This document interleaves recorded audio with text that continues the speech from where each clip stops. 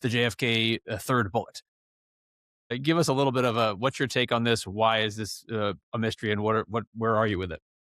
Well, it's very interesting because the Lee Harvey Oswald took 3 shots at John F. Kennedy, November 22nd, 1963, and 2 of the bullets hit the president, one of which killed the president, and one missed. And the Warren Commission was never able to ascertain or establish which of the 3 shots missed. Now, there was the Select Committee on Assassinations that took up the whole assassination again in the late 70s, and they issued a report, and it was their opinion that it was the first shot that Lee Harvey Oswald took that missed. As I looked into it, because I was naturally curious, I'm like, okay, well, one of them missed, 2 of the bullets were recovered, one of them was never recovered. Was it really the first shot? I mean, that's where the limousine was the closest to the sniper's nest and all that. And I basically, going through all the evidence, determined that it was the third shot that missed. Now, on the surface, it's like, who cares? What does it matter? I mean, all that matters is the president got killed. Well, actually, it's really, really important, because if it was the third shot that missed, then by definition, the first 2 hit the president, and one of which killed the president. And that at the point that third shot would have been taken, you have President Kennedy's laying down. You've got Governor Connolly, who was also shot, who was laying down. The governor's wife is on top of him. And, basically it just begs the question, therefore, who was Lee Harvey Oswald shooting at with that third shot when everybody's already down? And it just so happens, if you look very carefully at it, the timing in the Zapruder film, when that third shot was taken was when Jackie Kennedy was climbing on the back trunk of the car, trying to retrieve a piece of the president's brain, ironically, skull. She was on the back of the trunk of the car in a very high-profile position. So I have argued that it appears that he was also trying to kill Jackie Kennedy as well. And as horrific as that day was, it could have even been worse. So apparently, Lee Harvey Oswald actually only accomplished half of his mission that day.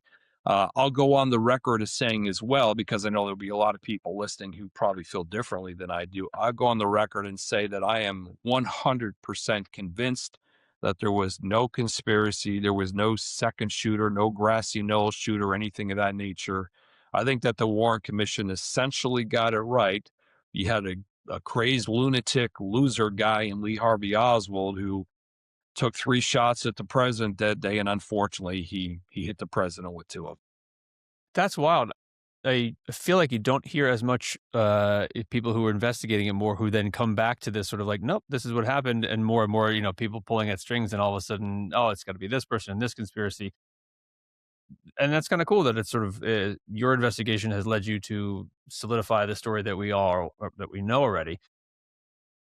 Are you continuing to look at that case, or is that sort of now you feel like you know what happened? No, I think there's really nothing more to look at in my mind as far as that's concerned. I mean, I think again, there's little, I think the Warren Commission, like I said, did a terrific job, and they essentially got it right. There are a few small details I think they got wrong with respect to some of the timing and so forth. And of course, they didn't take a position on which shot was shot miss. But I'm satisfied that it was the third shot. I think that's a really, really important thing. I think it's very important that historians take that seriously, and because that informs our understanding of what actually happened on that day. I mean, it's important that we know, to the best of our ability, precisely what happened on November 22nd, 1963. Obviously, a very historic event, and it definitely changes our understanding of what the motives were, or what the complete motives for Lee Harvey Oswald were on that day. Okay, that's wild. That feels like you've solved your Rubik's cube in that for that one. Yeah. And then very briefly, the famous Gardner Museum heist. What's your interest in that one? Gardner Museum heist. I've spent an enormous amount of time on that recently. I think that I firmly believe that one of the original suspects, a guy named Brian Michael McDevitt, was the mastermind of it. I think it was born of an attempt to defraud the insurance company, get insurance payment for it, but there was no insurance. It didn't work out so well.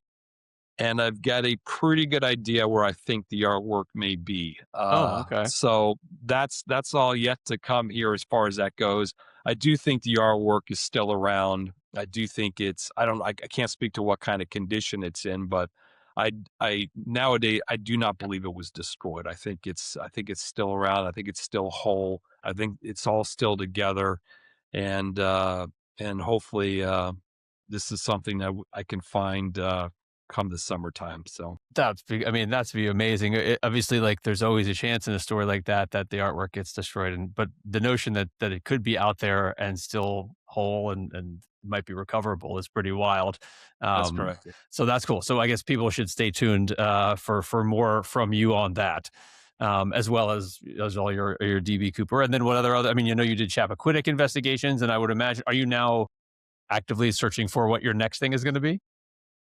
Well, I mean, most recently I've got an interest in the Nancy Guthrie case. Obviously, as Sure. do a lot of people right now. My parents actually live in Tucson, live near the area there, so I'm very familiar with that area. And I lived in Arizona for 21 years before I moved to Rhode Island, which is where I live now. I live in Rhode Island. I've been here for a year and a half.